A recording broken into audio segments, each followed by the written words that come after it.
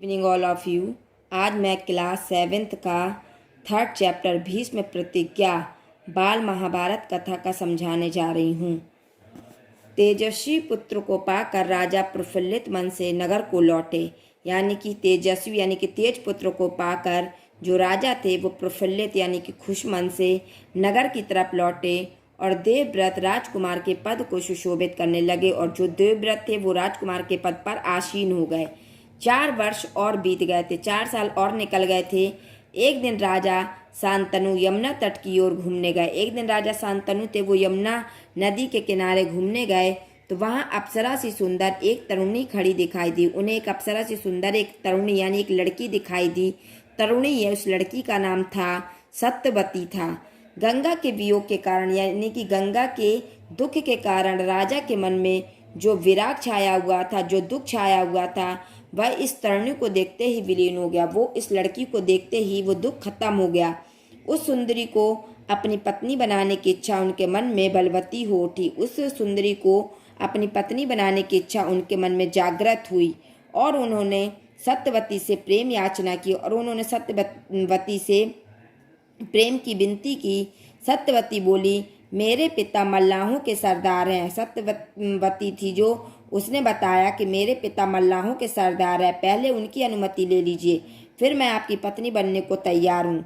राजा शांतनु ने जब अपनी इच्छा उन पर प्रकट की तो केवट राज ने कहा, आपको मुझे एक वचन देना पड़ेगा। यानी कि जब शांतनु ने केवट राज को बताया कि मैं आपकी लड़की से शादी करना चाहता हूँ तो उन्होंने उनसे एक वचन लिया कि आपको मुझे एक वचन देना पड़ेगा।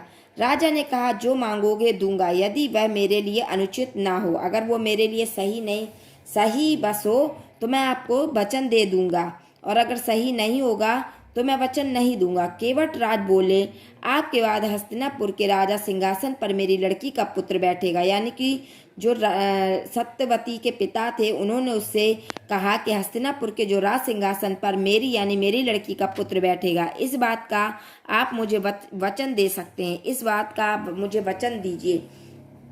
केवट राज की शर्त राजा शांतनु को नागावार लगी। यानी कि उन्हें ऐसा लगा जैसे किसी सांप ने डस लिया।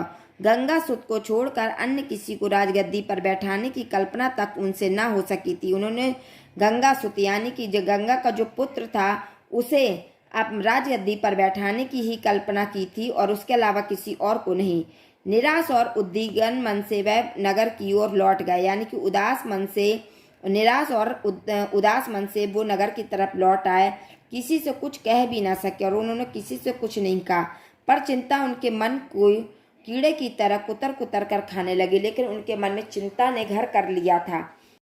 देवव्रत ने देखा कि उसके पिता के मन में कोई न कोई व्यथा समाई हुई है। देवव्रत ने जब देखा कि उसके पिता के मन में कोई चिंता जरूर है जिसके कारण वो दुखी हैं, एक दिन उसने शांतनु से पूछा, एक दिन वो पूछने लगे शांतनु से कि पिताजी, संसार का कोई भी सुख ऐसा नहीं है जो आपको प्राप्त ना हो। वो अपने पिताजी से पूछने लगा कि आपको संसार का कोई ऐसा सुख नहीं है जो आपको ना मिले, फिर भी इधर कुछ दिनों से आप दुखी दिखाई दे रहे हैं, फिर भी आप कुछ दिनों से परेशान हैं, चिंतित हैं, आपको किस बात की चिंता है।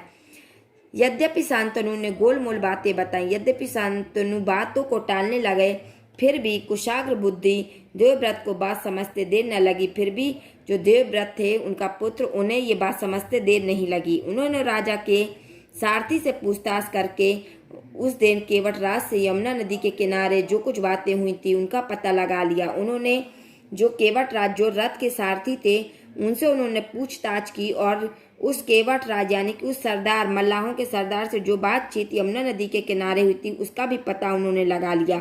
पिताजी के मन की व्यथा जानकर देवव्रत सीधे केवट राज के पास गए। पिताजी के मन का जो दुख था उसे जानकर देवव्रत थे वो सीधे मल्लाहों के सरदार केवट राज के पास गया और उनसे कहा कि वह अपनी पुत्री सत्यवती का विवाह महाराजा शांतनु से कर दें। और उन्होंने उनसे विनती की कि सत्यवती का विवाह महाराजा शांतनु से कर दें। केवट राज ने वही शर्त दोहराई जो उन्होंने शांतनु के सामने रखी थी। केवट राज ने फिर वही देवव्रत के सामने वही शर्त दोहराई जो उन्होंने राजा शांतनु के सामने रखी थी। देवव्रत ने कहा, यदि तुम्हारी आपत्ति का कारण यही है तो मैं वचन देता हूँ कि मैं राज्य का लोभ नहीं करूँगा। उन्होंने उन्हें वचन दिया कि अगर तुम्हें ऐसा लगता है कि मैं राज के सिंहासन पर बैठूंगा तो मैं तुम्हें वचन देता हूँ कि मैं राज सिंहासन की लालच बिल्कुल नहीं करूंगा। सत्यवती का पुत्र ही मेरे पिता के बाद राजा बनेगा, यानी कि सत्यवती का जो पुत्र होगा वही मेरे पिता के बाद उस राज सिंहासन पर बैठेगा और राजा बनेगा। केवटराज इससे संतुष्ट ना हुए। केवटराज को अभी भी संतोष ना हुआ। उन्होंने और दूर की सोची और वो फिर दूर की सोचने लगे और बोले, आर्यपुत्र, इस बात का मुझे पूरा भरोसा कि आप अपने वचन पर अटल रहेंगे। मुझे इस बात का पूरा विश्वास है कि आपने जो मुझे वचन दिया है वो आप निभाएंगे, किंतु आपकी संतान से मैं वैसी ही आशा कैसे रख सकता हूँ। लेकिन मुझे ये कैसे विश्वास होगा कि आपके जो बच्चे होंगे या आपकी जो संतान होगी वो वैसा ही करेगी। आप जैसे वीर का पुत्र भी तो वीर ही होगा। आप जितने वीर हैं तो उसी प्रकार से आपका पुत्र भी वीर होगा।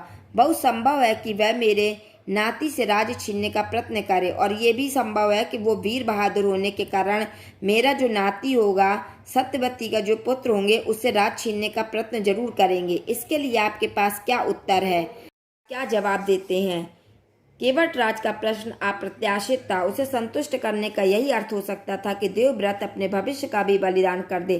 केवटराज का प्रश्न मतलब अप्रत्याशित था। उसे संतुष्ट करने के लिए उन्होंने देवव्रत यानी कि अपने भविष्य का भी बलिदान कर दिया, किंतु पितृभक्त देवव्रत इससे जरा भी विचलित नहीं हुए। लेकिन पितृभक्त यानी कि देवव्रत अपने पिता के भक्त थे, तो वो इस बात से बिल्कुल भी परेशान नहीं हुए। गंभीर स्वर में उन्होंने यह कहा, मैं जीवन भर विवाह नहीं करूंगा, आजन्म ब्रह्मचारी रहूंगा, मेरे संतान ही ना होगी। अब तो तुम संतुष्ट हो। यानी कि उन्होंने ये वचन दे दिया कि मैं कभी भी शादी नहीं करूंगा, मैं जीवन भर बाल ब्रह्मचारी रहूंगा, और ना जब मैं शादी नहीं करूंगा तो मेरी संतान भी नहीं होगी। अब तो तुम संतुष्ट हो। किसी को आशा न थी कि तरुण कुमार ऐसी कठोर प्रतिज्ञा करेंगे। किसी को यह भी आशा नहीं थी कि वो राजकुमार ऐसी कठोर प्रतिज्ञा कर लेंगे। देवव्रत ने भयंकर प्रतिज्ञा की थी, इसलिए उस दिन से उनका नाम ही भीष्म पड़ गया। इसलिए उनका नाम भीष्म पितामह के नाम से लोग उसे जानने लगे। केवटराज ने सानंद अपनी पुत्री को देवव्रत के साथ विदा किया।